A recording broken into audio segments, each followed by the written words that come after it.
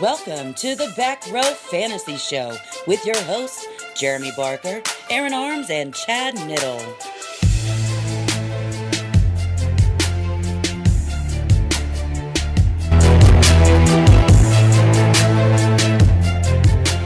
Heyo, it's Mark back with another episode of the Back Row Fantasy Show. We may sound a little different setup. We've got YouTube video and Arms' beautiful face to my left. That's this guy. And fat bald guy right here. And Nit, looking slim and fit, making me and Arms look terrible to my right. Yeah, it took Nit to make us look fat.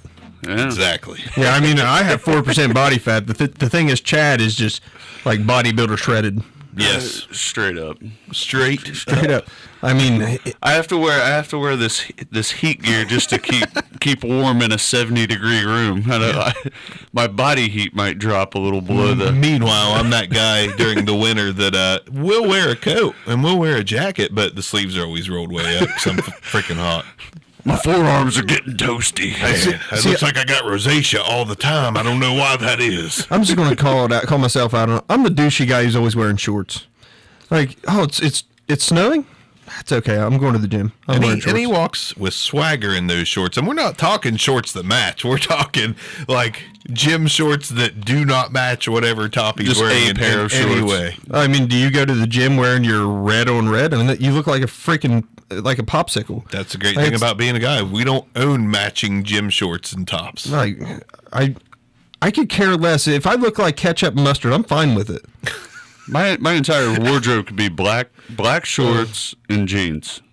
It's easy enough. Everything matches. Perfect. Arms literally. Move on with life. Arms literally looks like the Heinz combo pack that's on sale at your local grocery store of ketchup and mustard. The big bottles. Well, God, that's great. I am like one of the chunky bottles. You hold me upside down, it's easier to get the juice out. You gotta shake it. Give me the juice. Give me the juice. Give me the juice. What happened today? Oh yeah. Great way to start it out. Carlos Hyde got traded to the Jags. Something we were talking about. I told you TJ Yeldon wasn't the answer. I told you. And we've said before. I just traded for TJ Yeldon. I know you yesterday. But completely neglecting any advice I give you. Now, this was in the 32-teamer. I don't take it quite as seriously, but I did It's hard to take a team seriously whenever I'm starting Latavius Murray every week. Like, even when Dalvin Cook's there, I'm starting Latavius Murray. Yeah. It's slim pickings when you got 2 running backs, 3 receivers in a 32-teamer. It's the true test of how good you are at fantasy. No, it's not. It's complete luck. You completely luck into everything in a 32-teamer. I'm rolling. Dude, Barker's putting up 16-team points. Oh, yeah. In a 32-teamer. It's stupid. Yep. Last week he put up 197 points. But my best threw up. My best running back is Ronald Jones, though. Like, I don't even know how I focused on defense, but still. I went defense heavy. That is a true test of your IDP talent. Oh, yeah. IDP drafting talent. Well, and your record is good in that league as well. I think I'm leading my division, tied for first anyway, at 3-2. I mean, you can't have a winner every week in the 32. 4-2? Yeah, 4-2. 4-2. Right. My bad. I think it's only like a 7-week season, though, because the playoffs take 6 weeks themselves in a 32-teamer. It's no doubt. It's kind of rough. When you have a first-round pick, trading it's not real easy because in some cases that's pick 30, 31, or 32. You're basically drafting a linebacker that might play in a few years. You're walking away with Deshaun Hamilton as your first round draft pick. At 32 pick like 27, I was ecstatic to get Jordan Howard. And I'm now disappointed that I have Jordan Howard. I'm like, wow, I really reached at pick 27 for Jordan Howard. If you get him on the back end, of a 12-teamer, what do you look for, guy? He needs a pen and paper. I just need some old school pen and paper. I'm sick of staring at this computer. No more digital. This show's coming to you analog on records delivered to your house. I do. Only through terrestrial antenna. Yes. Only through terrestrial antenna. We're not going to be. I don't even know what that is. You know what? Actually, we're going to visit every person and do the show live. Yes. All 7 of you. Jesus. How'd we get off of the Carlos Hyde thing that quick? That derailed hard. Before we go all the way back, let me tell you what I traded for TJ Yeldon. This, keep in mind, this Hopefully is less than a song and a dance, because you can sing. Thank you. We can sing. High five. We can sing. We can sing. But yeah, I so listen, 32 teamer. If you have 2 decent wide receivers, you're good. And you have Albert Wilson. I have no running backs. I have Michael Thomas. No, I don't. I have Adam Thielen. Yeah, stud. Albert Wilson. That helps. Valdez Scantling. Not bad. It's a 32 teamer. I know, not bad. And Jarvis Landry. Oh, Landry's a little down. I traded Landry. Why'd you say Landry that? Okay.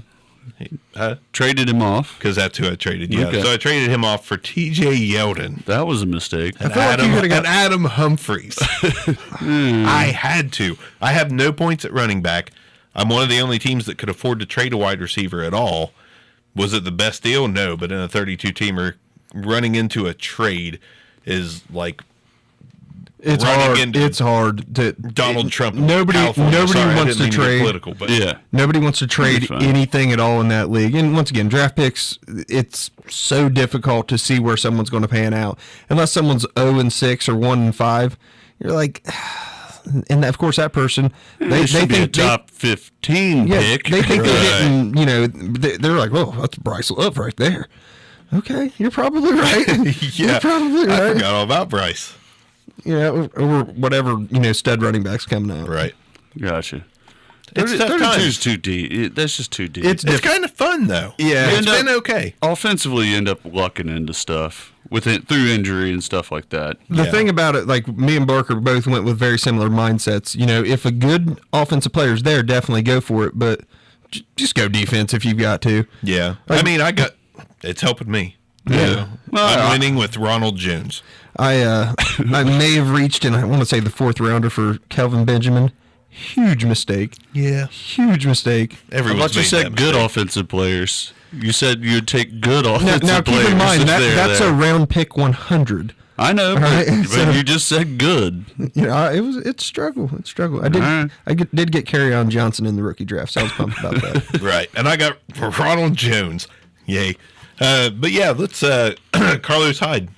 He is in Jacksonville. Does this spell concerns? Like, does this spell trouble that they don't think Leonard Fournette's going to be good, even if he does return week 9? So, yeah, the plan was week 9's the week after the bye week. That was the plan from 2 weeks ago. Hurt the middle 2, like week 3, week 4. He tried to play and didn't. I think it spells long-term concern for the foot, the hamstring, the groin. Everything. To me, he's just not a gamer. He's not a warrior to me. And I like this pickup. And you're replacing Leonard Fournette with a very Leonard Fournette type running back. He instantly is the best running back they have. Right, when Fournette's not on the field healthy. The thing about with Fournette, with foot injuries, it leads to more. I'm not like any sort of physical therapist, occupational therapist, but we've seen this before. They try to favor the foot, and it ends up being a hamstring or a knee or something else happens, and it's another nicky-nack injury to tack on top of the foot, and then 2 weeks turns to 4 weeks. And now it's a lost season. And they clearly can't wait. Yeah, they clearly can't wait as bad as that team's performed in the last 2 weeks, really 3 or 4 weeks. They've been bad offensively since the first half of the Patriots game where they throttled them and then let them come back, and it's just been god-awful. And the reason they're not dominating like usual is they've had to become a passing team in Fournette's absence. Maybe with Carlos Hyde, they can get back to the way they played football last year and run the ball to set up the pass, because Blake Bortles is not going to pass to set up the run. No. Just isn't. No. Shoot, Blake! He may pass 100 times. Right. But Blake Bortles is kind of becoming a little bit more of what Blake Bortles has been before. Right. Like last year he finished hot. This year he started hot. And now he's becoming Blake Bortles all over again. Yeah. And you hate to see that because he looked really promising for that Jaguars team. Foreshadowing a little later on for me, is he an instant starter there? Do they just plug and play him right now? Can you? He's not playing week 7. So, there's nothing you can do, which is unfortunate because they play the Browns, I believe. But, yeah, he definitely is as long as Fournette's out. when Fournette's back, it's going to be one of those hands-off situations. Well, this week's against the Texans. Goes back out. Okay, I thought it was the Browns. Can you plug and play him against the Texans? Who? Carlos Hyde. He's out this week. Oh, he's out? Yeah, he's not playing yet. They got to get in a few practices, I guess. So no, not there's this your week. answer. You get one more week of Yeldon, which thank God I traded Jarvis Landry for him. You'll get 1 week out of him. I get 1 week. Actually, he'll still be like a asset because he's the PPR guy. I got running backs that don't score points at all. He'll at least catch 2 balls a game. I mean, it doesn't matter who they're putting in there with him. Right. He has a role in that offense at this point. I mean, we saw it with Leonard Fournette. And Corey Grant's gone, so I mean, he'll continue to have something.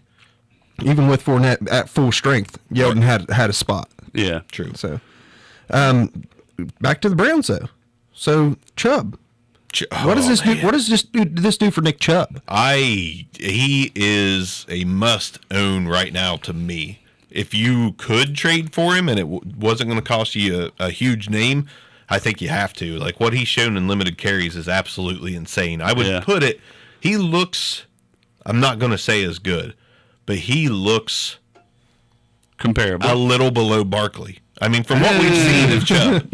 Listen, you're talking about the most limited workload. I mean, what's he got on the season? Like 15 total carries? Just saying he can break them. Don't forget the 3 carries for what? Yeah. How many? Okay. He can break them is all I'm saying. I'm not saying he's Saquon. Derrick Henry broke a lot of big runs last year. I don't remember that. Last year he broke some big runs at the end of games, and he's been...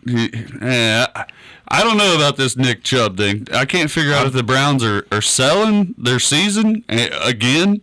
I don't think so. I don't think so. Or if they truly believe in Chubb. I mean, to me, he hasn't put enough on film, on tape, to go, this is our guy right now. Like, I think he still needs a little bit more seasoning. The Browns are what, 2-4-1? Yeah, they're 2-3-1. They're in the North hunt. Nobody gives up after winning 2 out of 6 games. And it's Carlos Hyde. I know they didn't give much to get him, or not Carlos Hyde. I'm sorry, Nick Chubb. Yeah, they saw enough in Chubb to sell Carlos Hyde. Is what I was trying to say. Yes, and they believe in the Duke Johnson third down and second down. I role. think this spells right now more for Duke Johnson going forward. Same. Than I do Nick Chubb. And I think Nick Chubb's going to be fine. That's possible. Yeah. But I think that Duke Johnson, they're looking at it and saying, you know what? We paid this guy. Mm-hmm. And let's move forward. And we know he's explosive. We know he's good. And even if Chubb isn't as, much of a battering ram as what Hyde was, and he's probably not. He could be. He has that body type. We saw it, in the SEC. He was very effective. You know what?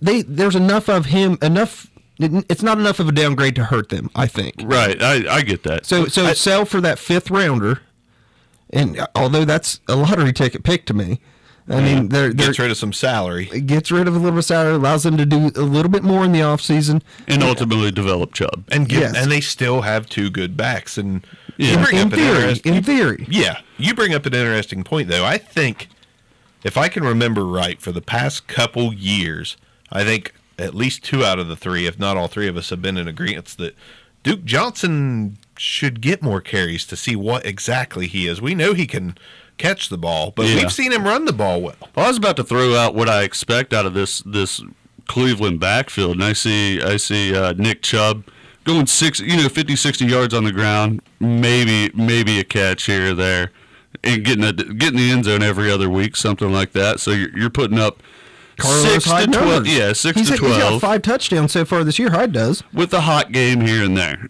But then you have Duke Johnson, who's going to put up, to me, this Carlos Hyde going away leads Duke Johnson into more of that 12 to 15 consistent, like a solid running back too. Nothing explosive, but can have high-end games. He's more of that like 50 or 60 receiving yards. And I think they do feed him the rock a little bit more in the rush game, get him to the 34. Like he could be a 100-yard back combined week in, week out within their passing game, and then get in the end zone every now and again on some screenplays, stuff like that. I have to, yeah. I mean, he did it last year. He did. And he was one of the best fantasy backs to own last year. Just kind of top 10 guy. James White and Duke Johnson, that kind of the same guy from 17 to 18. Top 15 guy. Yeah, I mean, just a solid running back too. And actually, you can start to bank on him a little bit. So I mean, Duke Johnson owners happy. Nick Chubb's the owners happy. And you were talking about trying to trying to buy Nick Chubb. If you're the owner, I'm too intrigued not to. I get it, but if you're the Nick Chubb owner, why? At this point, you hug on to him, let the excitement roll. Play him. Unless you want to sell high, because this is probably going to be the height. So that's where I was going with that. So I've got him in a keeper league, a 14 keeper, and I've got Ingram, Kerryon Johnson. I can't remember my other running back. I'm doing pretty well at running back, and I mean I had a few other rookies, and I just kept letting rookies go. And for some reason, I was fortunate enough, smart enough to hang on to Nick Chubb. Fortunate enough, I'll give you that. Well, I mean, I got rid of Rashad Penny. I got rid of Ronald Jones. Yeah. I mean, I had those guys on my team because they were fairly cheap in the draft, and sell high. I keep Nick Chubb, and now in this 14 keeper, my best receivers, Mike Evans, and it was an inherited team. It was it was atrocious whenever I took it over, but now I'm thinking, what can I possibly get out of that Browns fan in my league? Because there's one in every league, it seems like. At least where we're from. Oh, yeah. There's one in every league where we're from, no doubt about it. But what can I get out of a Nick Chubb? And, I'm waiting for the offers to start rolling in. I've already got some trash offers, but, I'll see what I can get out of him before the end of the season because weed through the trash. Yeah, he may not be one of my keepers, but he'll be a keeper for somebody. You know who's super fortunate? The owners of Carlos Hyde that are like me and like to stack and also had Hyde, Chubb, and Duke Johnson. Now they have 3 running backs that's fantasy values just went up. Yeah. I don't know if Hyde's value went up at all, though. As long as Fournette's out, it did. I mean, the Cleveland's offensive line isn't there yet. Jacksonville can open up holes for them. And we've already talked about this might be a long-term issue where Leonard Fournette might not play until he's 100% healthy. Yeah. And if that's what this says. If Hyde's effective, why should he? I agree. I mean, and we've seen Hyde be effective, and I don't think that this Cleveland offensive line is the greatest in the league by any stretch of imagination. But Hyde's been pretty much getting it done on the ground. He's not been great, but he's been solid. And you got to think of something else. The Jaguars just made a huge move, not even close to the trade deadline. They needed Hyde for something. And now they need a quarterback. Now they should probably call Chase Lynn. Actually, I think he's still with the Chiefs. But he is. But Hyde, what Hyde brings to it is they could go back to more ball control. Yes. Which helps the defense. And that's ultimately what it comes down to me. They went and got their Leonard Fournette replacement so they can get back to Jaguars football, control the clock, limit possessions for the other team, so that your elite defense can go out there healthy, fresh, and be elite again. And I think it's a great move. It's a great move on both sides. So this, to me, is just my red alert. Duke Johnson only had 275 yards on the total and 14 receptions with no touchdowns. He's on a lot of waiver wires right now. Go out and get Duke Johnson. Yeah, please. Especially in the PPR league. Duke Johnson is, the 2 or 3 catches that Hyde got, those are going to go to Duke Johnson now. 10-teamers, 12-teamers, it could be available. Very much Absolutely. so. I was so upset when I broke the news on our Twitter about Carlos Hyde getting traded, and I was so pumped about the trade itself and like being able to talk about it tonight. Then in my redraft league, I did not go pick him up. Somebody beat me. Somebody beat me too. I was busy at work, and someone picked him up in a Yahoo league at $320. I'm like, are you freaking kidding me? Yeah. And we're talking like non-football dollar. Like, just go grab him off the waivers. I think it's Bob Manning. Bob, what are you doing at work at $320 to where you have the time? Bob. About to do a live check-in on my waiver wire here. Yeah, on air. Probably. It's busy being. It's a busy life being us. Yes. I mean, I seriously, I'm so focused on what we're going to talk about. What we're doing in our jobs. Like, I forget to go on the redraft leagues because we play Dynasty IDP, but we're all on redrafts. We got buddies that are like, come on, man, you've got to be in this league, bro. You're like, all right, I'll be in it. No money involved. Freaking live draft where half the league shows up and the others are auto drafted like every year. Everybody's got one. Oh, and it's maddening when the auto draft somehow ends up with a fairly decent team. You're like, what? But you can't live with that. ADP. You can't play a season with the team you didn't draft. Yeah, unless it's a takeover of an IDP and you're just going into fire sale have a fire sale and trade everybody. I did it one year. It was great. I won. It's the team that ends up. It was way back in the day. It auto drafted Clinton Portis the year Clinton Portis basically retired mid-year, and I still won the league somehow on an auto draft. I was like, I'll go ADP. I'll take it. ADP all day. This is the guy who ends up with, like, just out of pure luck, Adrian Peterson in the 4th round. You're like, it was the year Adrian Peterson in the 4th round? Aaron Rodgers and Matt Schaub finished like 1-2 at quarterbacks before Aaron Rodgers was Aaron Rodgers. I'm like, hey, yeah, nice job, auto draft. Nice job. I got Adrian Peterson and LaDainian Tomlinson. Awesome. God, that was a blast in the past. How did that happen? Actually, it happened because on Twitter I asked a question and let listeners kind of ask us some questions, and one of them were, who was your like must-own player when you first started playing fantasy football?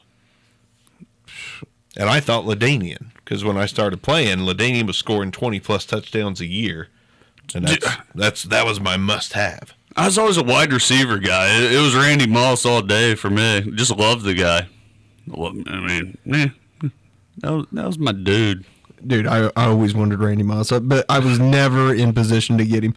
I think my second ever league I played in was an fantasy, a redraft. Yeah. Two quarterback, 2 running back, 3 wide receiver, and a tight end. It was Hotown. Oh, yeah, it's called Hotown. Denny's League, Hotown. We all had porn star names. All your team names had to be named after porn stars. Yeah. I was Stacey Valentine. Great concept. I was Jenna Hayes. I was Stacey Valentine, and I ended up with both Manning brothers. I ended up with both Manning brothers. I forgot. And won the league with both Manning brothers on my team. I had no idea what I was doing. Yep. And hey, I picked the name Jenna Hayes before anybody knew who she was. Everybody like, who is Jenna Hayes? Like, you need a porn star name. I'm like, she'll be a porn star. Just wait. That is not something to brag about. It was one illegal download, and I was like, she's gonna be a star when she turns 18. Oh crap! Oh God, you don't have to edit that part of the show. Saw her on Ryan's toy review. I knew she's gonna be good. That's great. That's terrible. Oh, it's really bad. That's super bad. But let's God, he's a minor league scout of porn stars. That is Jeremy Barker's. This thing's gonna get me put in jail. He actually had. I didn't mean like minor league. Jeez, I didn't even mean it that way. This is regressing quickly on accident. All right, cut the feed. Cut the feed. We're out.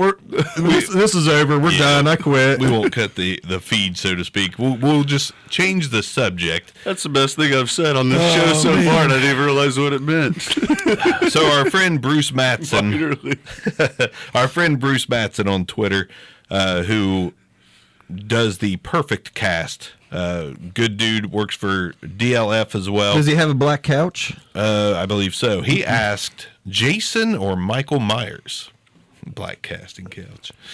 Jason or Michael Myers? That was his question, and I was like, you know what? This brings some fun to the show. That'd be I'm interested to see what the answers are. Michael Myers is the freakiest Halloween character to me of all time, because he does nothing but murder people. Like he just is, and that's crazy. The terrifying thing about Michael Myers is that could be real almost. Right. Like you kinda in the movie. That is an actual person. It's terrifying. Jason is basically the ghost of a drowned kid, who just. But Michael Myers isn't. Michael Myers is somebody's brother who's just nuts. A sociopath. Yeah. So that is freaking terrifying. But listen, I'm gonna go with Jason. Oh, I love it. I was going to tell Nit, what you said about Michael Myers was the exact opposite of why I like Jason. And it's because he was in what was the Manhattan one? Jason Takes Manhattan. Jason Takes Manhattan. He's my favorite because he cracked me up the whole way through that movie. Like, people were like, dry humping on sidewalks. He's like, and he just walk away. I'm like, why didn't you kill him? What are you doing walking through Manhattan? Like, you kill people, but you're walking by millions of people in Manhattan, walking by stores, looking through the window, not saying anything. But it's so ridiculous that I can't help but love it. Jason is like the ultra Christian conservative America horror story guy. It's like, oh no, premarital sex. I'm gonna get you. I'm gonna get you.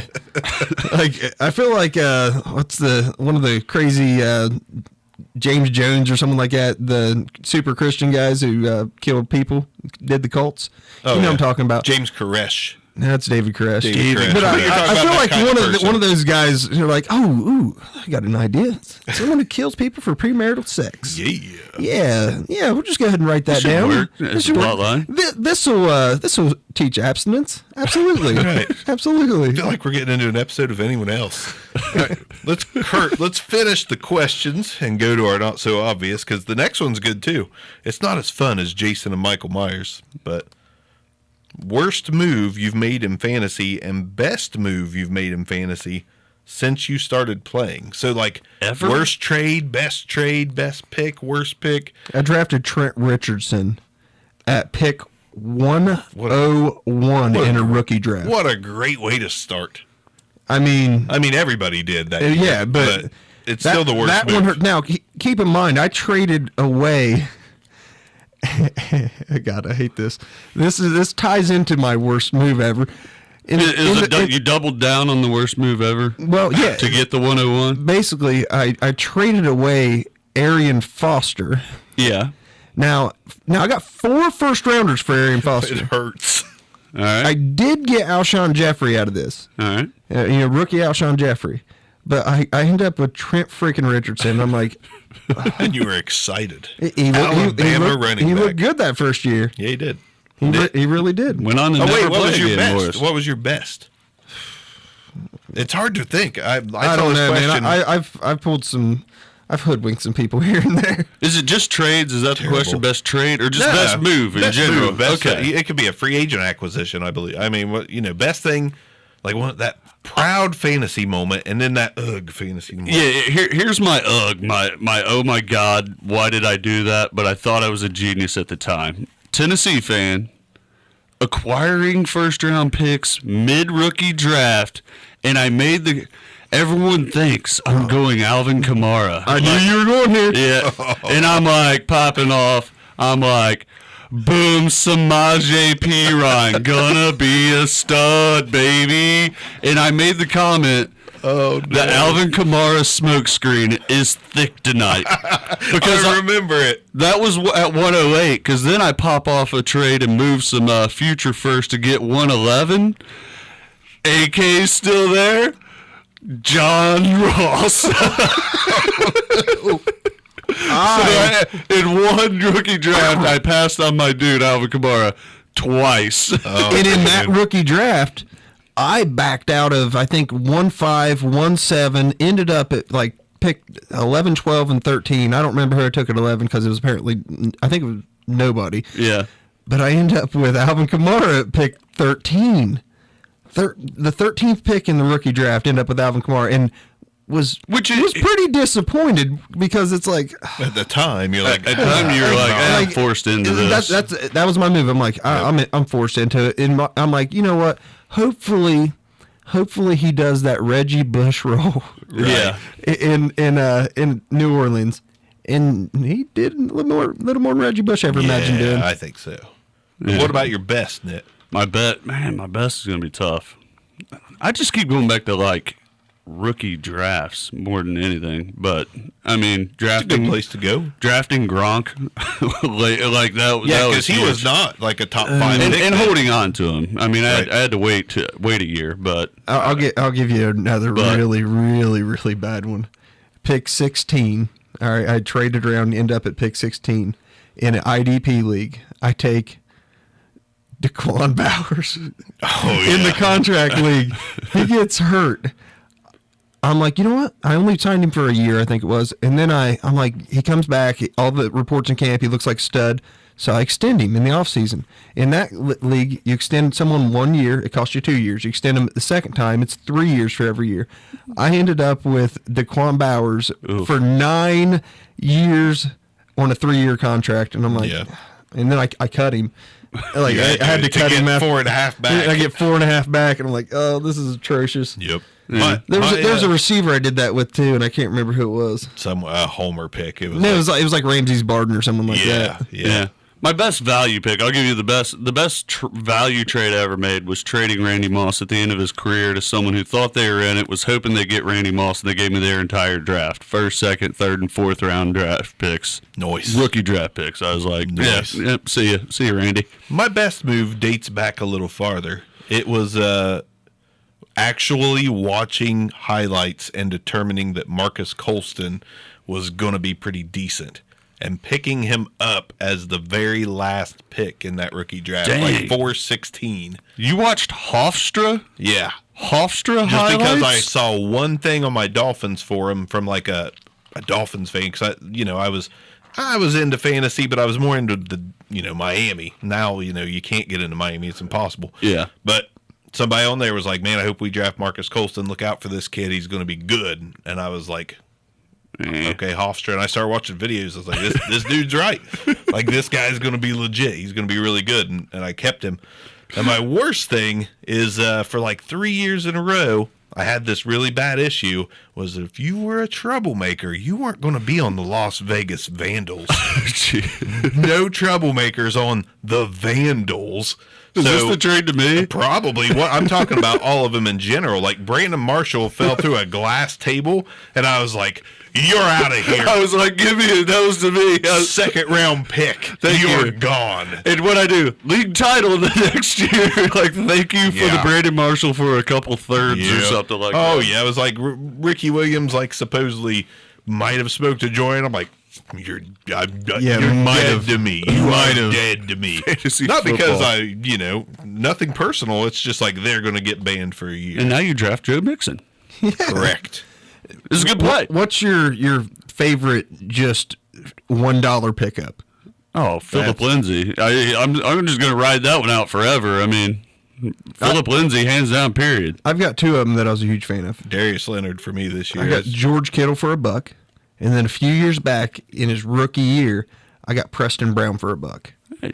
Off season, and they're like, oh, I think they still had like Takeo Spikes on the team. And all this camp hype is like, this Preston Brown kid looks really good. This Preston Brown kid. And I did the same thing with Navarro Bowman. Oh, he looks really good in camp. And I'm like, I mean, he's a rookie linebacker. What is he going to do? Who cares? It's $1. And like Bowman goes on for 130 tackles. Same way with Preston Brown. He's 100 tackle a year guy. So. Right.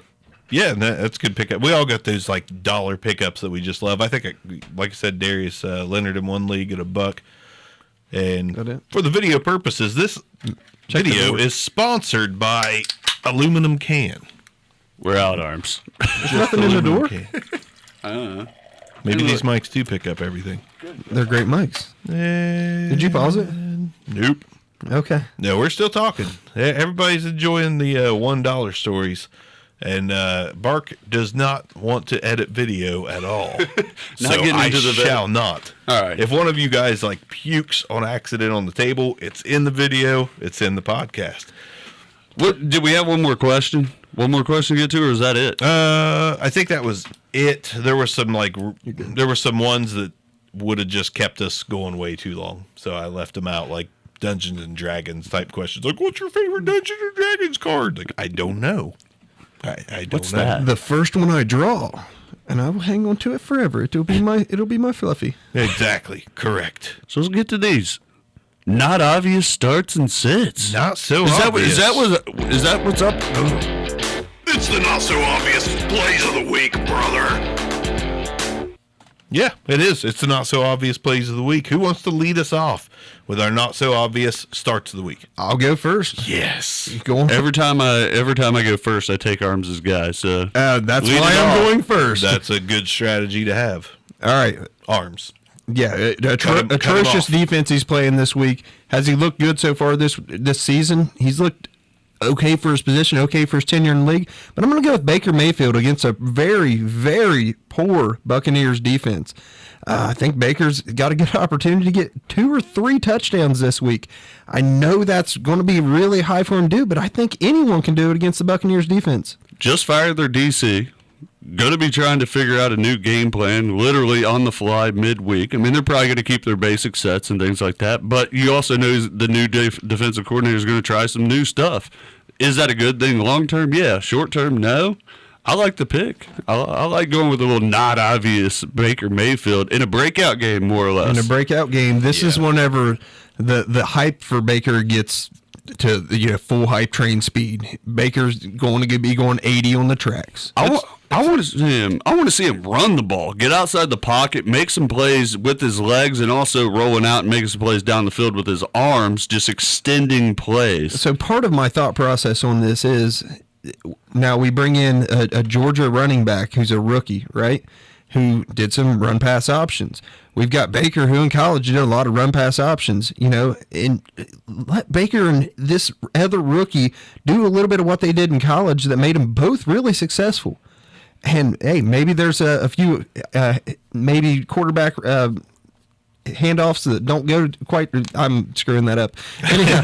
Anyway, a couple of read options. That's the words I'm looking for. A couple of read options that don't quite get there. Baker takes around the outside. Maybe puts another 50 on the ground this week, in addition to the passing yards he's going to have, which, by the way, over 250 this week. It's really hard to bet against the Buccaneers right now, too. Like the games, I was looking through these matchups, and I'm like, man, there's just not. I'm glad I didn't pick Baker because I thought about it, because there's just not a lot of other options this week. Like the games are pretty well matched. And I'm like, I don't know. I wanted to take Baker, but I didn't. Yeah. Thank God. Well, You would have stole mine. You would have turned into my nit. I like it. I like Baker Mayfield this week against that defense. But my guy's going to be Mitchell Trubisky going up against the New England Patriots. The Patriots have yielded big games, and quite frankly, Mitchell Trubisky's hot right now. He had basically the high-scoring quarterback week a couple weeks ago, 3 weeks ago. Came out of the bye. I know they lost to the Dolphins, but he still performed well fantasy-wise. Put up near 40 in most week formats, or in most league formats. You go up into New England. They're a bend but not break defense, but they're also a high-scoring offense. You're going to have your opportunities. I think that offense is clicking in Chicago. I think this is going to be more of a shootout, even though you got a good Bears defense up against a Tom Brady offense. It's clicking right now. I think this is going to be high scoring. Mitch Trubisky gets in. And to your point, the Bears are a run defense, not as much of a pass defense. So I like that. I'm glad I didn't pick Mitch because I thought about him too. I think it's going to be a little bit lower scoring game than most people think. It wouldn't shock me if neither team got more than 3 touchdowns total. And I mean, I don't know where they're coming from. You know what I mean? I think the Patriots will likely win this game, but 21-14, 21-17. And who gets into the end zone for the Bears? Is it Jordan Howard, Tariq Cohen? I mean, maybe one of them catch a swing pass. I don't know. But I'm not a big fan on that. I respect the thought on it, but I can't buy into Mitch Trubisky yet. The biggest thing with Mr. Trubisky right now is he's spreading the ball around, and that's Nagy's MO as the head coach now, but as an offensive coordinator prior, is spread the ball around. He gets the ball into Tariq Cohen's hands, gets the ball into those receivers' hands, and they're making plays for him. So I'm just going to ride the hot streak that Mitch Trubisky's on up against. Again, I think it's going to be high scoring. So he's looked good. I don't hate it at all. I think both of you have points. I'm kind of torn. I guess that's why we do the co-host thing. Like we can influence each other's opinions. I don't know where I fall. I'm on the fence. I kind of lean just a little bit towards Trubisky keeping it up, though. My guy, was really happy you guys left me my guy because I thought about both of those guys, but I'm going to go with the very not obvious Joe Flacco start this week. I thought about Joe Flacco this week. It's Flacco time this week. He's been up and down. I say this all the time, but I think it's time to go back up, and the reason being is he faces a Saints defense that's giving up 300 yards in the air right now per game. So the Saints aren't playing the pass well at all. The Saints also have 12 sacks on the season, which is in the bottom third of the league. Which is shocking. Which is shocking. They're not. Cameron Jordan's not really doing it, but they're not going to get to Flacco, and those cornerbacks are not going to be able to deflect the balls Flacco's throwing because it's just not a very good defense. It hasn't been all season. And believe it or not, the Ravens are a top 10 scoring offense right now through 6 weeks. Surprising, but it's real. Michael Crabtree, him and Flacco are clicking right now. John Brown, whichever one's on that team. Frankly, I'll be honest, I don't know.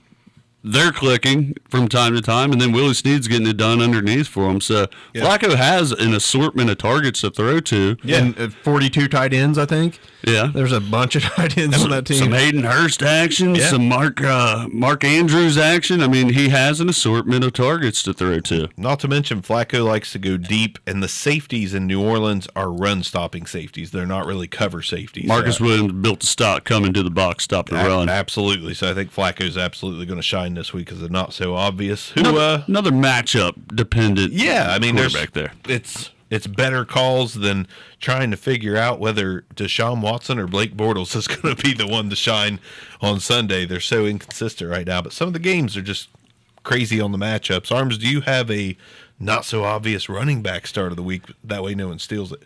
I mean, I can wait because no one's going to steal mine. Go ahead. Now I'm just curious.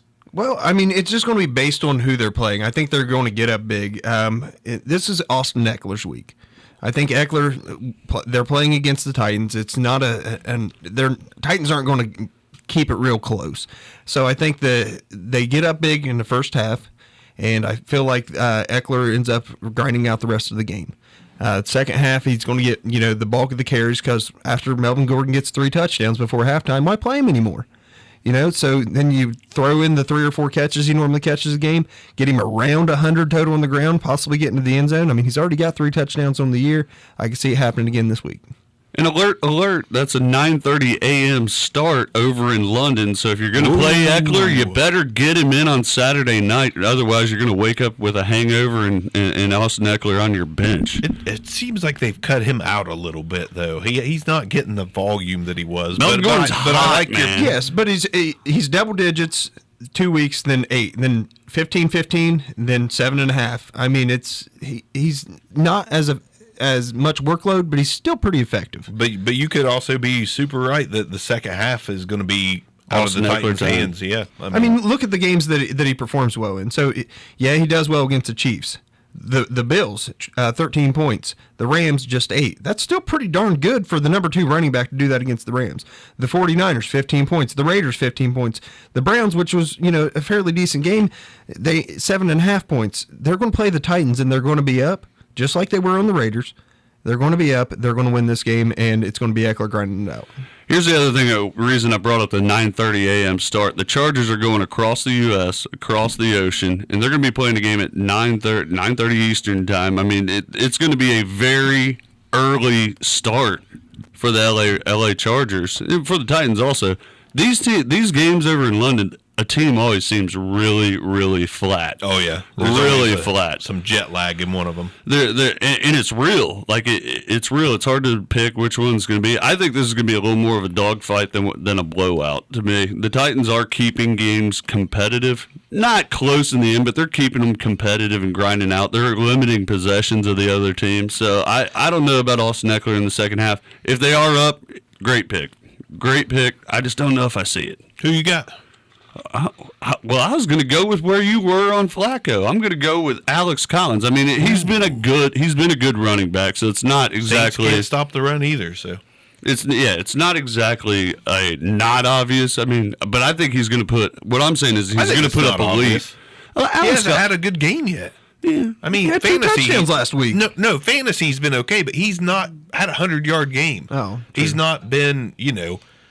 His yards per carry are kind of pathetic, and he's not the receiving back. He's getting lucky with some goal line carries. He's basically Lindell White. Lindell White just dumping in like 17 yards rushing and 3 scores back in the day, man. And 3 of the scores were from 3 yards out, so there's 9 of those 17 rushing. Yeah, but Alex Collins again, this Saints defense, you mentioned all the bad stats in the passing game. They're not much better in the run game. Yeah, they got the run-stopping safeties, but their linebacking core is terrible. And actually their defensive line is built to get after the quarterback and leaves it soft up front quite a bit. I see Alex Collins banging inside the tackles, getting to 100 yards and at least a score. If he catches a couple balls and gets in the zone twice, that's top 5 production. I like it. I can't argue it. Arms, you have anything against that one?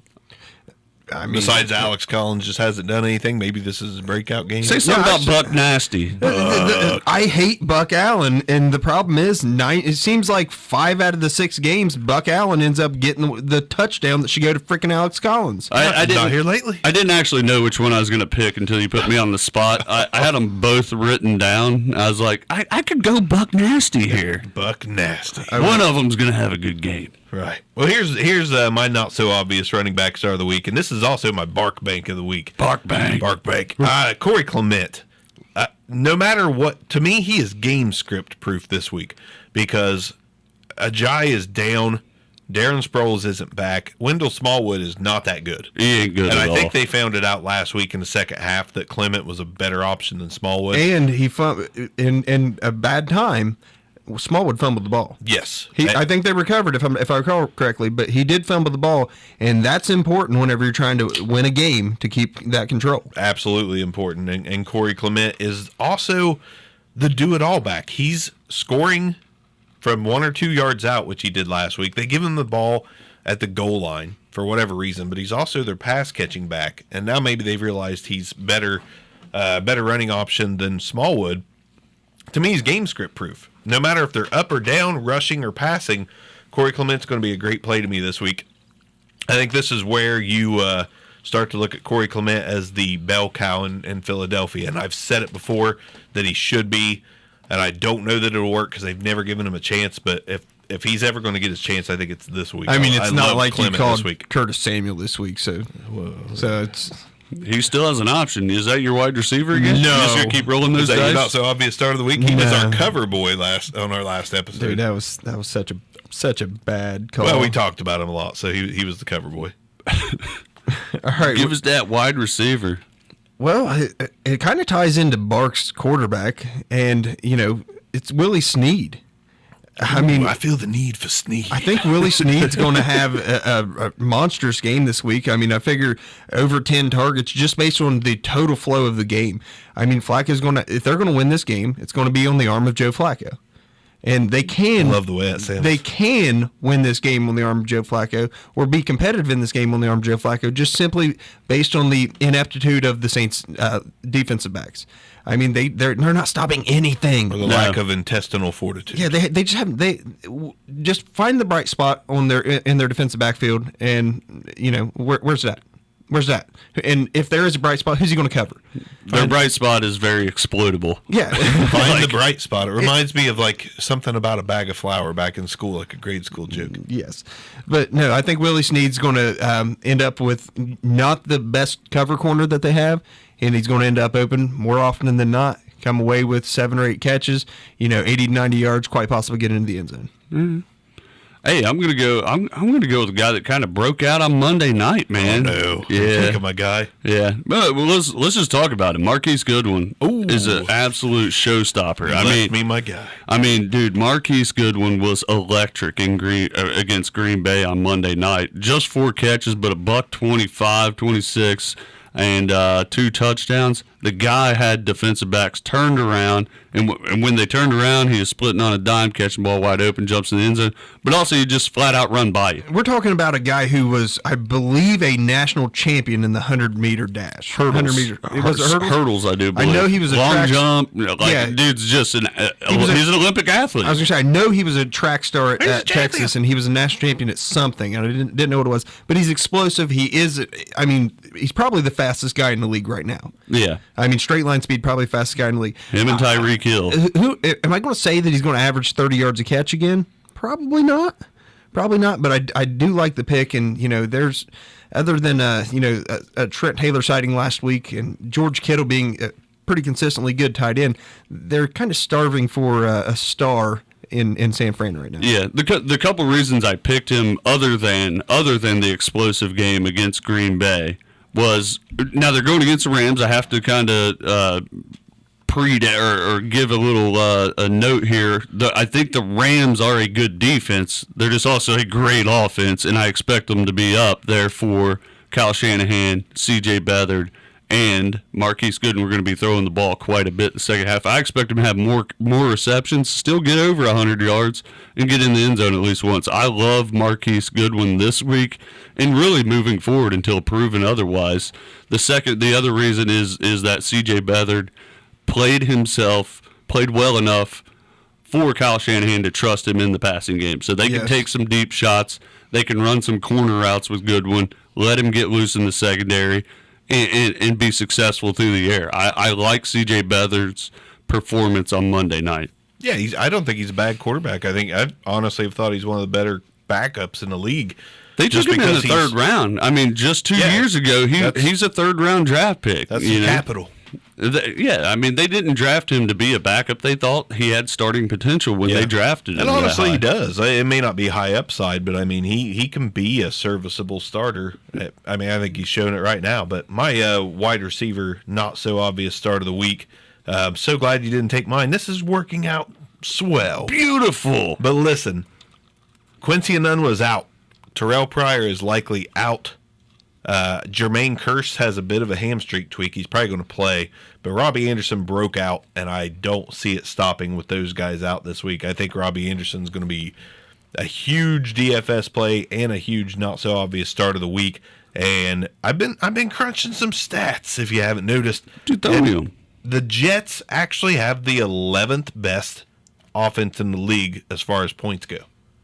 They put up the 11th most points in the league. Kind of surprising out of a rookie quarterback, Isaiah Crowell, and a cast of wide receivers, none of which who we think are very far above average. Yeah, none of them have number one potential whatsoever, but they're getting the job done.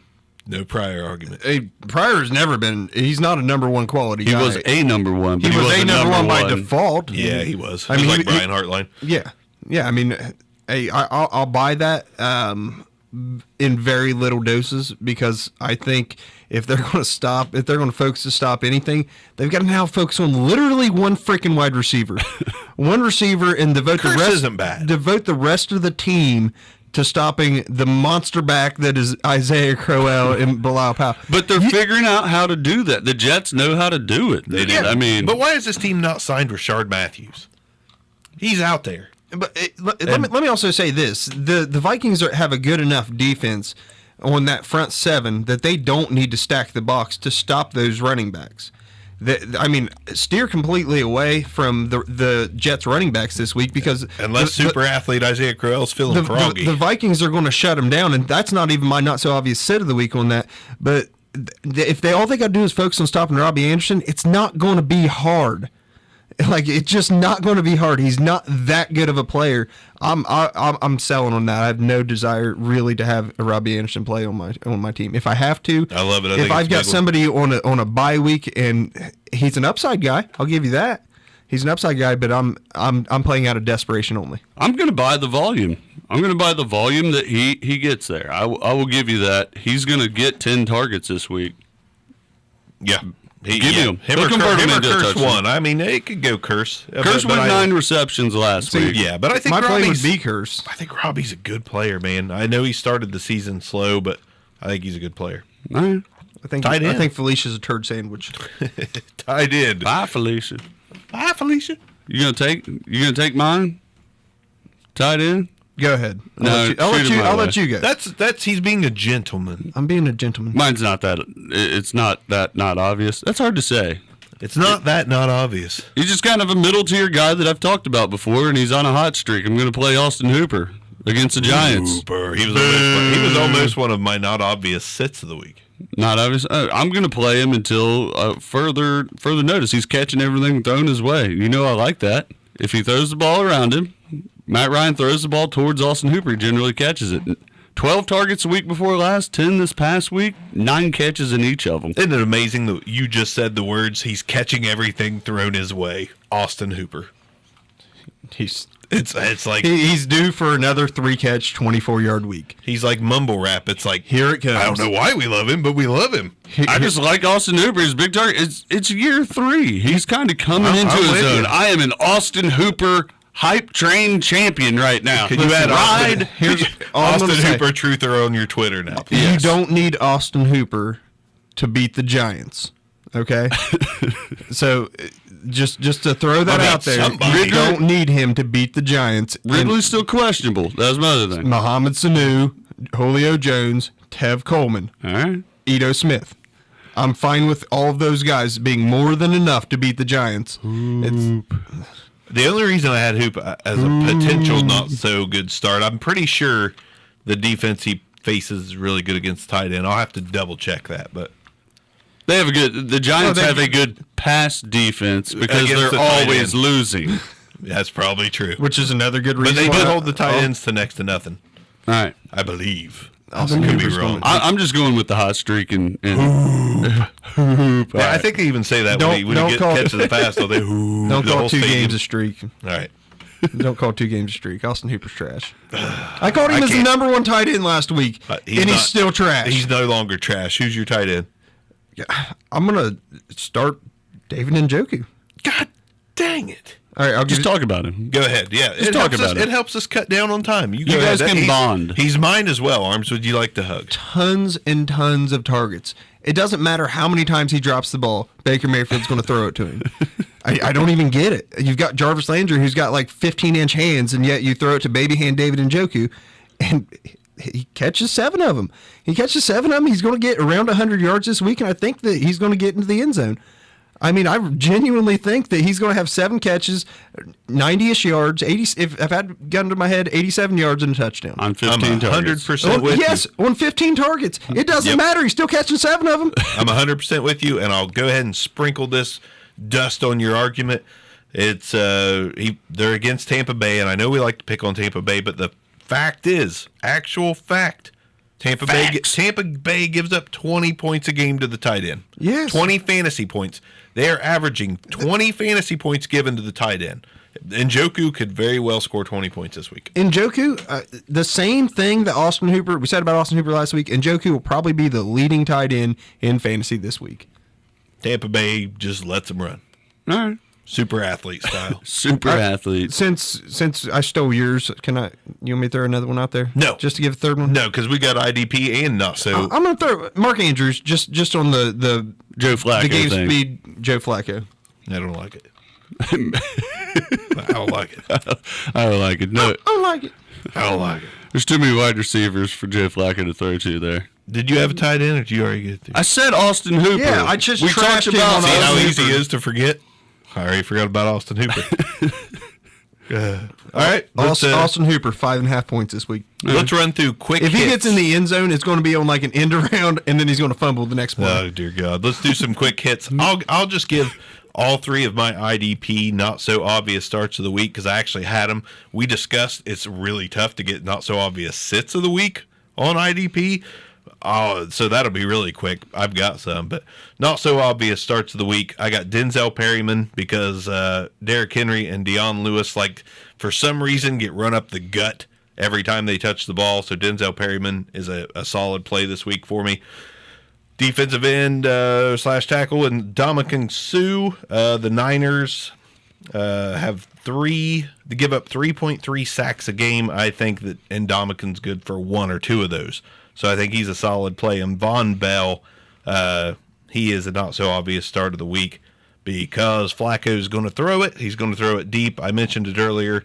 They're tackle guys, so they're probably going to get a lot of tackle opportunities when wide receivers are catching the ball all over the place on them. He says. Me, I didn't even hear what you said for the last 2 minutes. I went to the not obvious sits. Okay. Where'd I go? Okay. You skipped the IDP. Arms, you got some IDP for me? I think Rashaan Evans is going to have a good game this week. He did play well last week. He was okay. He wasn't great, but I think the game flow is going to feed right into his chest, and he's going to have to have a lot of tackles this week. He's just going to be the byproduct of getting hit in the chest with a helmet. I almost thought you were going to say more or less. hitting the taint. Yes, I thought you were going to say. All right. That's really the only really not so obvious start I've got on the defensive side. IDP's different on the not so obvious. Here's the thing: players play. Yes, players play regardless of play. situation, regardless of game flow. Your defensive players show Your up. defensive players play. Yeah, that's very true. It's not carry dependent. Let's go to some not so obvious sits of the week. And you know what? I already should be stripped of my abilities and duties to be hitting these sounders, but Ooh, yeah! It's not so obvious. Sit of the week. almost sounds like the same guy, even though I think it was Hulk Hogan and Macho Man that did those for us for free. But Okay. all right. Okay. Yeah, sorry. Not so obvious sits. Arms, lead us off again. I'm going to start with the running back here, and I'm going to sit I don't even know his health situation right now, but even if Matt Breida plays, I want no part of Matt Breida right now. It's Rams defense. Yeah, I mean they shut it down. They shut it down good, and it doesn't matter who his replacement is. Don't play him either, and whether it's friggin' Alfred Morris or Kyle Juszczyk, it doesn't matter. There's nobody. Most Isn't it Juszczyk? They call him Juice. Okay. Call him Juice. I thought it was Juice. Juszczyk. I'm not sure which one it is now. There's 8 different ways to pronounce his last name. He Good has enough for me. 27 consonants in his last name. A lot of Good C's, Z's, and Y's. It's like Alvin Kamara, Super Sport Alvin Kimboda. Kamara. Mm-hmm. But no, I want no part of any running back going against that Rams defense. Yeah, I'll go running back off your lead. I'm going to go Sonny Michel. I think. You son of... Hey, let's talk about it. He had a monstrosity of a game. Beard's weird. Let's talk about it. Had a monstrosity of a game. A breakout game, you would say. But the Bears' defense, their run defense, is real. I think the Patriots get it done through the air against the Bears. They're going to have to go with that quick passing game against that pass rush. But I would actually stay away from Sonny Michel duplicating what he did on Sunday night this past week. I'm with you. And he's scoring touchdowns, and the Bears haven't given up a rushing touchdown yet, nor have they given up more than 82 yards in a game. Yeah. Well, no, that's wrong. They give up an average of 82 yards a game, which is tops in the league, I think. Yeah, and that's to the entire team rushing. So it's going to be tough sledding for Sonny Michel, even coming off that breakout week. I love the guy long term. Don't get me wrong. I just believe in the Bears defense. Their run defense is real. Stay away from Sonny Michel. I believe in Sonny Michel. I think Sonny Michel's still going to get right around 100 yards and could eke into the end zone this week. No, banging around 50. Limited involvement in the passing game. I mean, I think he's going to get like 6-7 points tops. I'm with you. I'll play Sonny Michel for the rest of the season because he's so far been consistently good. I'm not. He good. That. He good. But he not got that good. He not run over Khalil Mack good. No. Roquan Smith. He ain't even no run around Roquan good. It's real. It's real, Arms. That's a balanced team. The Bears. You say players play. You have one game. That's a balanced team. The Bears are balanced on defense.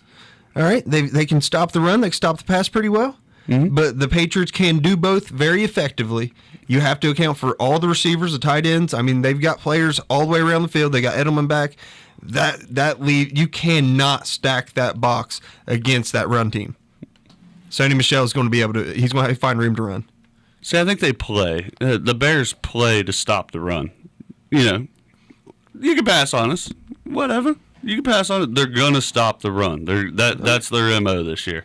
Yeah, so, I'm with you. Let's 82 switch. Total yards. 82 total. 82 yards a game. It's tough. They just, I mean, they have allowed more than 82. Frank Gore actually had a 100-yard game last week. So you take a good running game by Miami and tack onto their average, and it's still only 82 yards a game.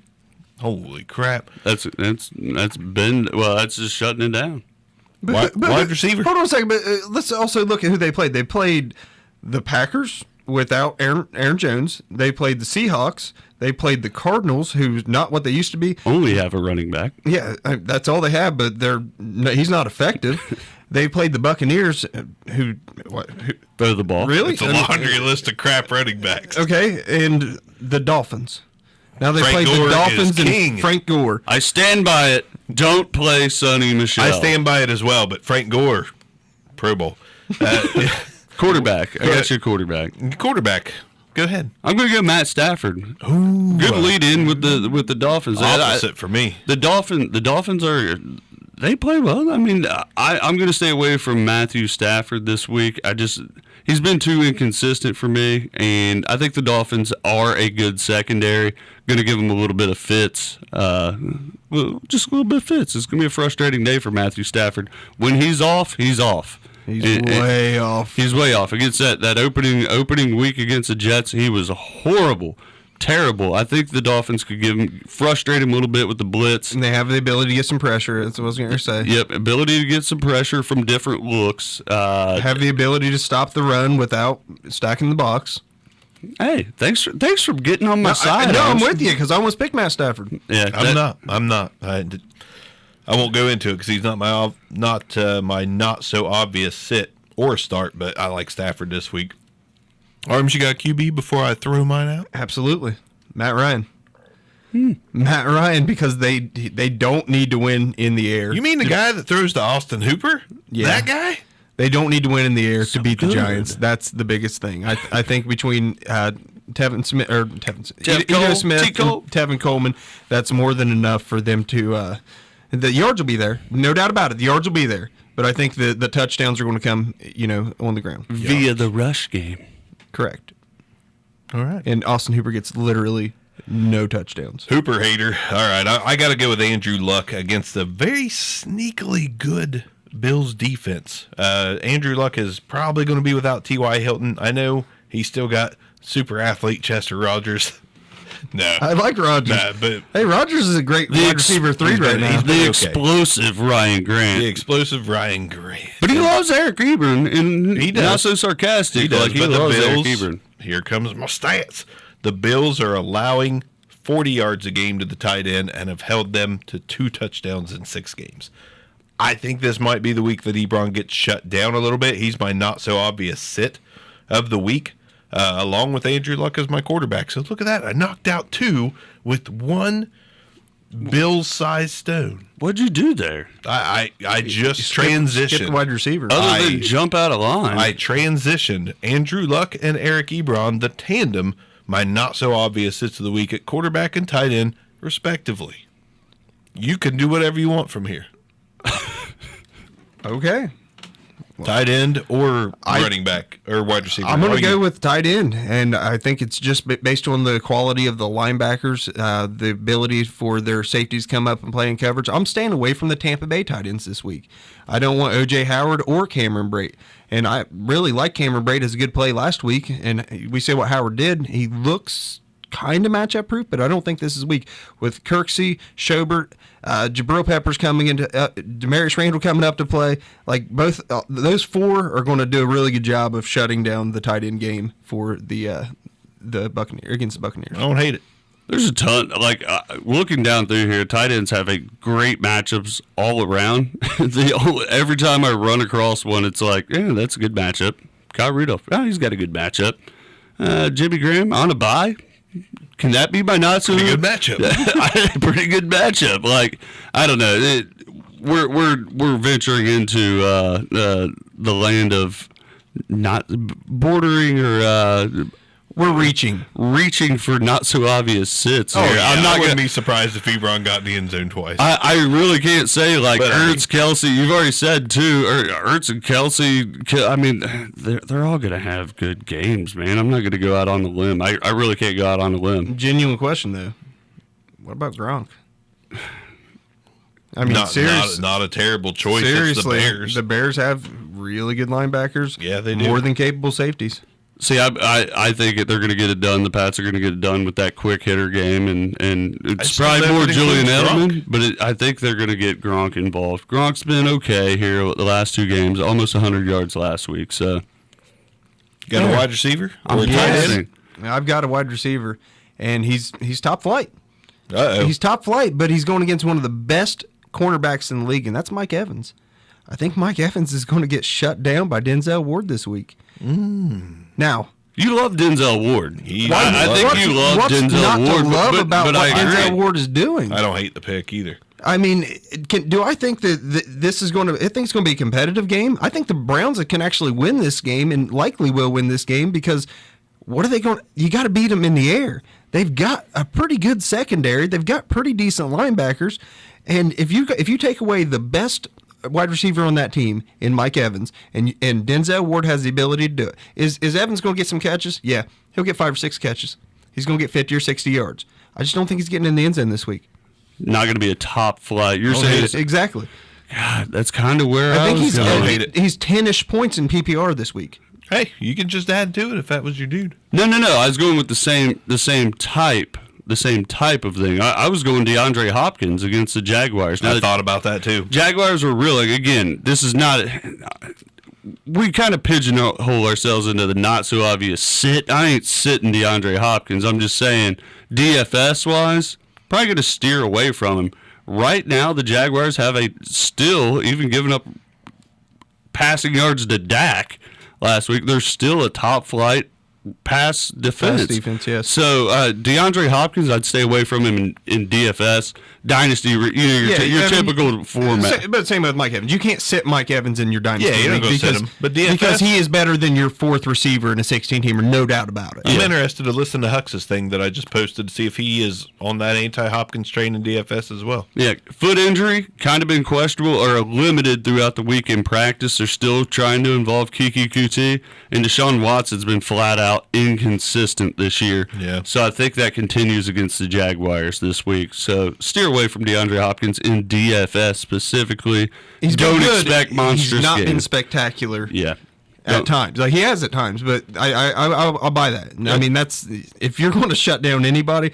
I'm going to Denzel Ward being a shutdown guy. You're going to Jalen Ramsey being a shutdown. I mean, I think you probably win there. And he gave Hopkins fits, I believe, in one of the 2 games last season. I mean, you could Gets probably inside bank his on one head. of the 2 this season as well. But and he's going to Hopkins still going to get double-digit points, just low end production is what I'm 10 thinking. to 15 rather than his 20 plus that we expect out of Hopkins. And when we're looking at the price in DFS, I haven't checked his price yet this week, but it's probably 8,100 or something. Probably at high, least. probably top 10 at least in price, guys. You're going to get better value somewhere else. I agree. My dude, not so obvious sit of the week at wide receiver, Keenan Allen. Man, I'm not buying that he's going to finish as a top 10 wide receiver this season. And one reason, man, I got beat up for having him at like 10. Yeah, well, I'm starting to see the error of my ways. Maybe I was the wrong one. I'm not feeling Keenan Allen right now. The Titans' pass defense is underrated. They're pretty good. They've only allowed 7 passing touchdowns in 6 games in a passing league. So they're giving up like 1.15 touchdowns a game to the quarterback. 1.15. 1.15, that's a very rough estimate. But Keenan Allen, you just don't know. Tyrell Williams was the stud last week. Mike Williams has already done it 2 weeks. That's 3 weeks where Keenan Allen wasn't the clear-cut option. Has there been a time that Keenan Allen was the stud on this team right A now? couple games, I believe, but it wasn't studly numbers. It was not very good passing days for the Chargers, and Keenan Allen puts up just what you're happy with if he was your wide receiver 2. But we expect wide receiver 1 plus numbers from him because he's supposedly elite. Not seeing it this year. I think he's definitely my not so obvious sit of the week at wide receiver. I don't think he's going to. He's only got 1 touchdown on the year. Broke 100 yards 1 time. Yep. Only been over 90 twice this year. And they're flat out just getting the ball, getting the job done rushing with Melvin Gordon. Yeah. Melvin Gordon's been the focal point of that offense. Fantastic. And they've got options which at wide is nice. receiver. Yeah, which is nice to see. Tyrell Williams went off last week, not Keenan Allen. You talked about it last week. The Chargers kind of have this same setup where they have the game breaker, which is Tyrell Williams, that deep threat that can get past the second level. They have the possession guy in Keenan Allen, and now they have the high target, high point guy in Mike Evans. Like, they have kind of that Detroit Lions thing going on right now. A 3-headed monster. I won't say monster. Not but monster. It's not as good, but they've got 3 guys that could easily pace the team in fantasy points week in, week out. It's difficult to predict who's going to be each week at this point. Yeah, we thought Keenan Allen was the obvious, but I don't think he is. Obvious. I did. I like Keenan.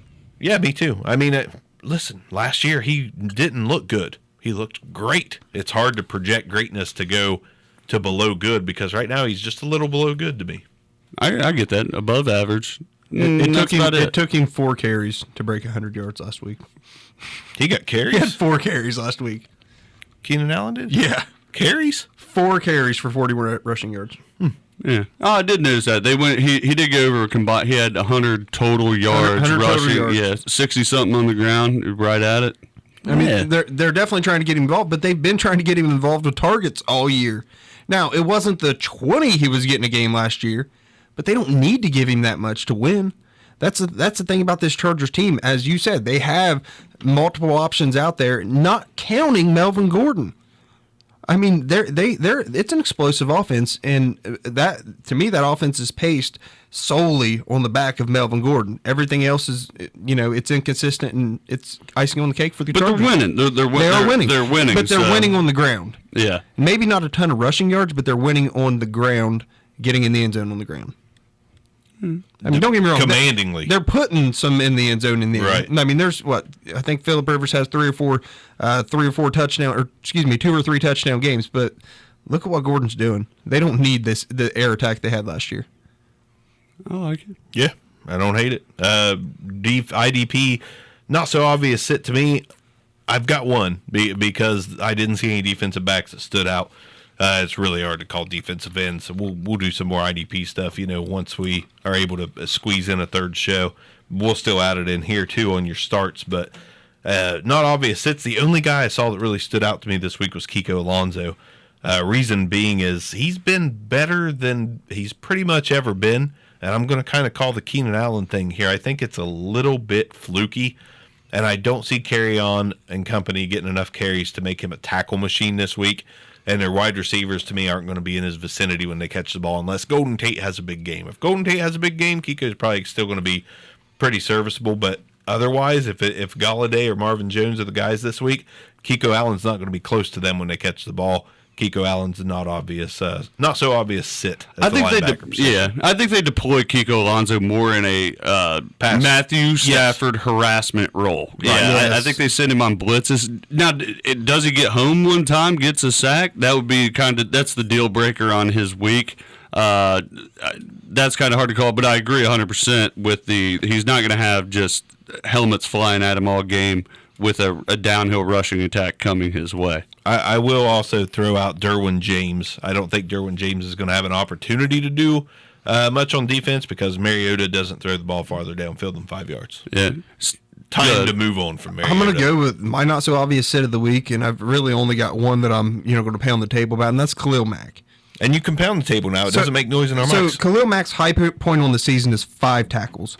He just so happened to have 2 sacks that game. So it's like 4 consecutive games of double digits. Everyone thinks, oh my gosh, this guy's an absolute stud at linebacker. What's he do last week against the Browns and Brock freaking Osweiler? 2.25 points. We get another week of Brock. That's 2.25 points. Fan, I'm excited. Who is the best quarterback in the game, or at least top 2 at getting rid of the ball? It's Tom Brady. Yeah. Aaron Rodgers, Tom Brady, 2 quickest release guys in the entire game. It's hard to sack someone who gets rid of the ball in under 2.5 seconds. Yeah. Khalil Mack's against a really good offensive scheme that they have in New England. He's going to have trouble getting to Tom Brady. He might end up with 3 or 4 tackles, but I don't think he comes away with a sack this game. I agree with that. I never play a defensive end against Tom Brady because of that fact. The quick passing game is just so good. And it's just so good. Especially terrifying whenever you know that Khalil Mack, you need linebacker numbers out of him. You need that because he's playing as your linebacker volume for the price that you pay for him. He's playing as your linebacker 2 most likely. You have to have a sack out of him. You have to have. He's not going to get there. Yes, you have to have a sack for him to be worth the play. And I just don't think he's getting home this week. Yeah, my 2 guys to watch: Jaquiski Tart just had a big game against the Packers. Buttercream. Jack Tart, Jaquiski going up against what he did last week was just shadow Jimmy Graham. Anytime Jimmy Graham got the ball, he was there to tackle him. And he's playing the Rams this week, who absolutely do nothing, involve their tight ends, none whatsoever. Like their tight ends between Tyler Higbee and Gerald Everett might have 5 catches on the season. So I don't think Jaquiski Tart's, he might throw a couple assists in. I'd stay away from him. And I have to go out, my boy, Christian Kirksey. Just hadn't been doing it, man. Inconsistent. Just inconsistent. And he's playing the Buccaneers this week, who are going to throw the ball more than run it. So stay away from Christian Kirksey if you have a better option, a different option at linebacker in your IDP league. Great stuff. Let's end it on this note. Here's a Thursday night football recap for you. The Cardinals are bad. We've got Real bad. Go through the games there, Squanto. Huh? We're going through the game picks. Oh, we can, but You the said we're Cardinals, gonna end on that. Yeah, Cardinals are bad as far as like ending our, starts, sits, and quick recap because we didn't do it expected at the them to beginning. lose. They're bad. I expected them to lose, but not by 35. Yeah, it's bad. I expected it to be a 10-point game. I would have expected 17-27, but not 10-45. Just bad stuff. And the saddest part about this is I saw what Josh Rosen is. Like, this is probably a bad outlier. I mean, he was horrendous. 3 picks. He was bad. He was giving the ball away all 2 pick sixes, I do believe. Nathan Peter Rosen. Yeah, dude. Josh Rosen is just I told you. Josh dude's Rosen's not a winner. You can throw a pretty ball. We talked about this when we were talking about the rookies, talking does about the throw a pretty combine. ball. Josh Rosen wasn't a winner in college. He's not going to be a winner in the NFL. Look at every quarterback in the league.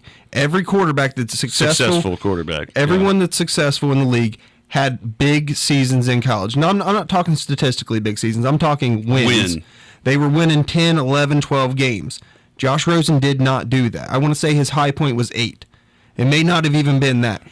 Josh Rosen is not a winner, and that to me, that's question marks. That's Ryan Leaf type question marks. I feel like he doesn't. Another question he doesn't mark have the after that. passion for the game, and is he going to put up some stats every now and again? Sure, but I don't trust Josh Rosen to lead that team to the promised land like they paid to get him to do it. I'm with you guys 60%. The 40 against it that I'll say is he doesn't look like an emotional leader, and he does not get fired up. He also wasn't that big of a winner in college. I know one other guy that was successful with those same qualities. His name's Aaron Rodgers. Doesn't get fired up. Wasn't that successful in college as far as a win-loss. I think he had like a couple 10-win seasons in college. I think he had one, but I don't think he was. I don't think he came through in the big games in college. Arm's going to fact check this. And go ahead.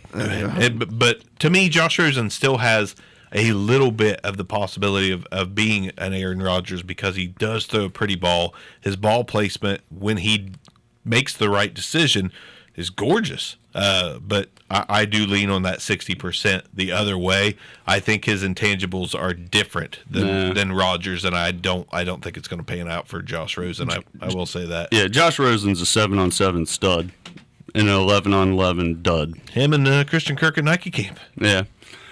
Talk about the Broncos. Rosen's 2002, 10-1, 2003, 7-3, and 2004, 10-1 Rosen or Rodgers? Rodgers. I'm sorry. Oh, okay, Rodgers. I was about to say. Rodgers, Okay. my bad. Not Wrong Rosen. on that one. 2 10-win seasons. I mean, they only play 3 to 4 years anyway. Yeah. You know what I mean? So, to me, limited sample size, and Rodgers got it done.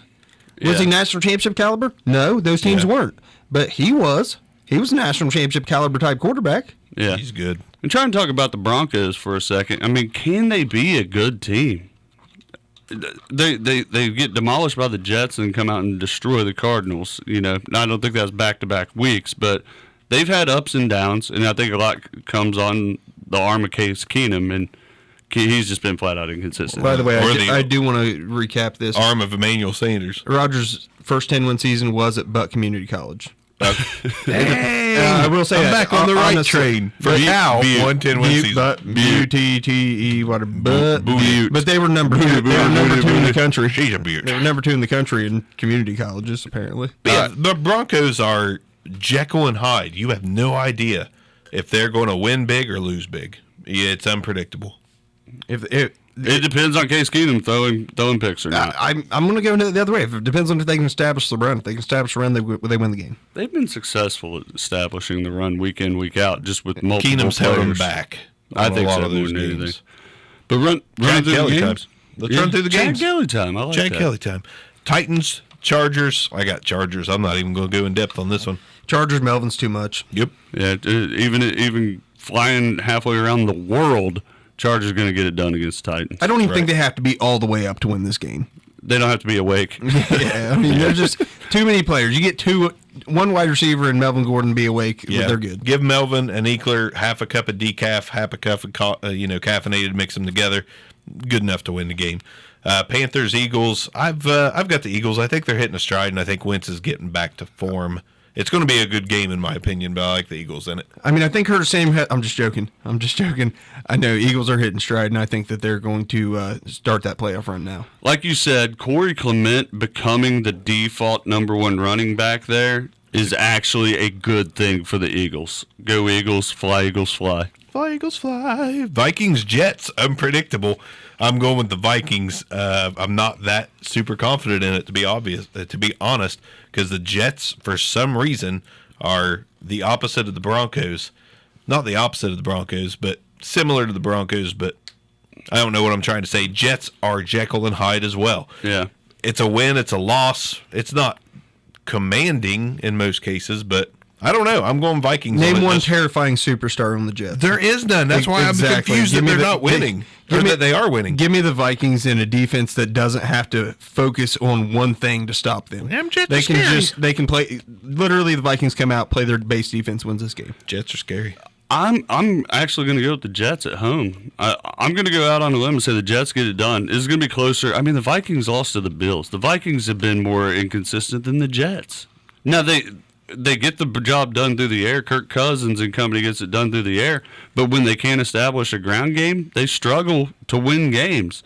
And I'm going to go with the Jets here just at home, keep riding a little bit of a hot streak and an inconsistent streak from the Vikings. Quick question, though. With what the Vikings did with Latavius Murray last week, okay, did they make that switch and say Latavius is the guy we're going to give the majority of the carries to, even with Dalvin back? Bigger back, more physical back. At least it's a timeshare. At worst, it's a timeshare for those two. And I think Latavius can establish a ground game is what I'm getting at. And that's part of, well, but what I'm getting at is they're still trying to figure it out.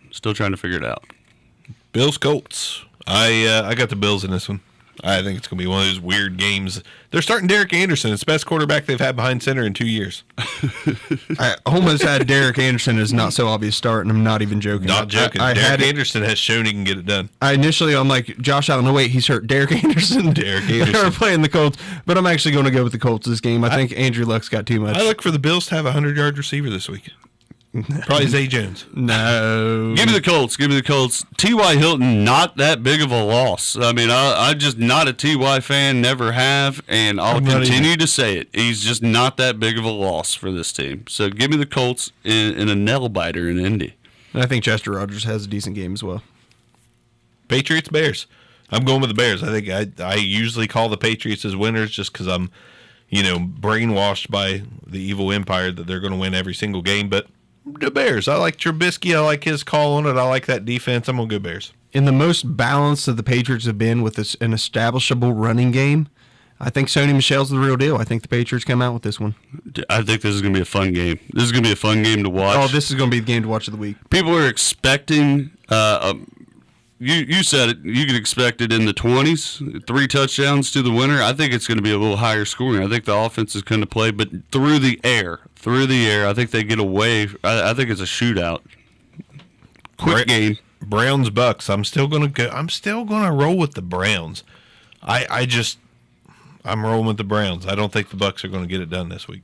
If you change your defensive coordinator midweek, you lose the game. You have issues internally.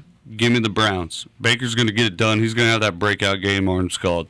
The Bucks have talent on defense, and that's what's mind-blowing about them continuously being god-awful on defense. Up front. I mean, they're just... Front seven's great. They're just...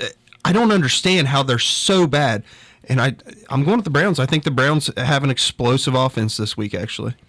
Super athlete David Njoku. Texans, I think, Jaguars. by the way, I think Jarvis Landry gets on track. Okay. I hope not, because I just traded him for T.J. Yeldon. It's going to look like you're going to be talking about that as your worst move ever. Yeah, it's 32-teamer. It'll be fine. Texans, Jags. I'm going to go. You know what? I'm going to go Texans. I think Deshaun Watson gets it on track this week. I think when Carlos Hyde suits up for the Jags, it starts to turn the tide and change a little bit. But nobody's scared of T.J. Yeldon. People are scared. They're scared of DeAndre Hopkins, even though I kind of cited that could be a good, not so obvious sit. Give me them Jags. I'm actually going to go. Man, this is going to be a bore. That's why I say give me them Jags. Yeah, Texans. you threw me off there. Because I was going to say I side with you, and then you said Jags, and I'm like, wait, that's not who I wanted. With you? No, I'm going Texans here. The Jaguars are going to figure it out. They're going to get back to form. Not this week, though. They still have to incorporate their acquisition of Carlos Hyde, and the Texans do just enough on offense. Like this is going to be low scoring to me. Lions. Can I give my pick? For some reason, I thought we were going left or right. Can I pick? You good? No, Lions don't. No. This way. Here's what I'm going to say. I'm going to say that the Texans, with what J.J. Watt's doing, coming back into full form, they've got solid linebackers. Their safeties are, or defensive backs are okay. Not great. Okay. It's enough. Good enough to hold down the Jaguars wide receiver core. The problem is Bortles holds onto the ball a little bit too long. J.J. Watt might get 2 sacks this game. Jadeveon Clowney going to get there. Yeah. I mean, the Texans probably getting to the quarterback 3 or 4 times at minimum. Texans. Good. Now we'll go Lions, Dolphins. Continue, sir. Give me the Lions. Give me the Lions and the emergence of Kerryon Johnson and Kenny Galladay. We know what Golden Tate is. He's still going to catch his 9 to 10 balls this week. Still get around 100 yards. I think the Lions have enough offense to beat that Dolphins team. How's it feel to be a Golden Tate owner now? I love it. He's the least exciting guy to own, but you're so glad you have him. Oh yeah. I'm going to go Dolphins. I believe in them. They got something weirdly good going down there. I'm very weird. I'm off the Detroit Lions bandwagon. I really thought Stafford was going to be better, more consistent like he has in the past. He's just been up and down. Again, he's my not obvious sit of the week at quarterback, so I'm going to stick with it. Dolphins win it again. Keep it rolling. Only thing I can say is I have my doubts that Brock Osweiler can do it 2 games in a row. I'm perfectly fine with it. I'm going to go Lions. I actually think, though, with Brock Osweiler, they're probably better. His connection with Albert Wilson seemed like the real deal last week. Manufacturer touches for that guy. I don't know if there's a connection, if it's manufactured. And the Lions are horrible in the secondary. I'm saying if you manufacture some touches, my point is I'm getting to another decent Albert Wilson week. I think you're right there, but I think Lions eke it out. I went Lions. Go. Just saying. Next. I was surprised he went with my Fins. Saints, Ravens. Saints. I think it's going to be a high-scoring game, and I'm going Saints. Ooh, and it's like, what? Sorry. No. You trashing these Ravens? Baltimore Ravens are the better team all around. I like the Ravens. They really are. Ravens are going to get it done. They're going to get back to grinding out wins, and they're going to frustrate Drew Brees in that offense. I like the Ravens a lot in this game. With what? What are they, 4-2? I mean, the Ravens are a good team. They're good. No, I'm just saying. You're saying they're going to frustrate Drew Brees. I'm just like the pass rush is just. I know they had, I think, 7 sacks by 7 different players last week. It's franchise record. They're a good I just don't team, think it's happening this week. There's both running backs that they've got, and then Mike Thomas. I just think the Saints going to pull it out. I'm pretty sure. I'm pretty sure the Ravens are the best overall defense in the league right now. Like they're a quality. Yeah. They don't have a. You say name a star. I say name a weak spot. I mean the Ravens just don't. They just get it done all over the board and frustrate teams. They're a great defense. They're a very good team. I'm going Ravens as well. Let's go Cowboys Redskins. Give me. God, I don't even want to. It is tough. You know what? Dude, Cowboys, I'll take it over. Indians. I'll be Cowboys and Indians. Dak Prescott's playing good. They figured it out. I don't know about that. They got to get him rushing the ball. They got to get him touches in the rush game. When he does, he's good. When he can go for 50+ yards on the ground, it again frustrates a defense because he can always extend a play, extend a drive. Dak Prescott is a decent quarterback when he's running the ball successfully. Zeke's going to get it done. The Redskins just don't have enough to beat even a bad Cowboys offense. And going on to the Cowboys, they have a good defense. What I was going to say, and I hate to say it because I don't like the Cowboys, but the Cowboys are built literally to destroy this Redskins team. In order for the Redskins to win, Adrian Peterson has to kill it on the ground, and the Cowboys have the linebackers to just completely obliterate Adrian Peterson. It's Cowboys. Rams, Niners. Who'd you call? I called Cowboys. All right. Rams-Niners, Rams by a lot. 49ers came out, were very competitive on Monday night, but the Rams are a different animal than Green Bay. Green Bay is very vulnerable on defense. The Rams are quality, and it's going to show. I think they show out. The Rams have been in some close games here recently. I mean, within 7 points of the Vikings, within 2 points of the Seahawks, and within 3 points of the Broncos. The Broncos scored a late touchdown. No, I'm just saying, it's been a little bit closer than most. Give me the Rams, but I think the Niners might cover the spread. I do not. Bengals, Chiefs. Chief? Yeah, give me Chiefs. There's too much on that team for the Bengals to be a winner this week. Agreed. The Bengals look like they're just getting a little bit off balance right now. I want to give a hooday out there, but man, this is going to be a fun game to watch too. The wide receiving cores are very good. Well, the receiving core in general, when you add in Kelsey to the Chiefs, Andy Dalton's been good. Andy Dalton's been efficient through the air, and he's been in some shootouts that they've won. Chiefs are going to win it at home, but the Bengals are a good team. This is the premier running back matchup to watch this week. Kareem Hunt. Could be a good one. Joe Mixon. Correct. I like it. It's going to be one of those good games. Probably the second best game to watch this week. Giants, Falcons, both defenses are just bad. I'm going to go on a limb. I think Eli gets it going this week for one of his 1 out of 8 games going, and then he'll have a bad one after this. Give me some resurgent Eli for 1 week only. It's a special. It's a sale on resurgent quarterbacks. And Saquon, Odell, Eli all having good evenings over the Falcons. Giants. Don't understand that logic whatsoever. The Giants are just pathetic. They're terrible. They're just insanely bad. I think it's going to be closer because the Falcons have a bad defense, but the Falcons are going to get it done ultimately in the end. Deion Jones on track to return in Week 10. Just really, yep. I thought he was done. Might be able to come off the IR. I'm going to go with the Falcons this week. I think it is going to be a little bit closer than most people expect, just because of the injuries on the Falcons defense, and of course, no Devonta Freeman coming back. Boom. There you go. Show done. Oh. Video to be edited. YouTube viewers, all 7 of you. Hello. Hola. Thank you for tuning in. Appreciate it. Bark is out. Good night.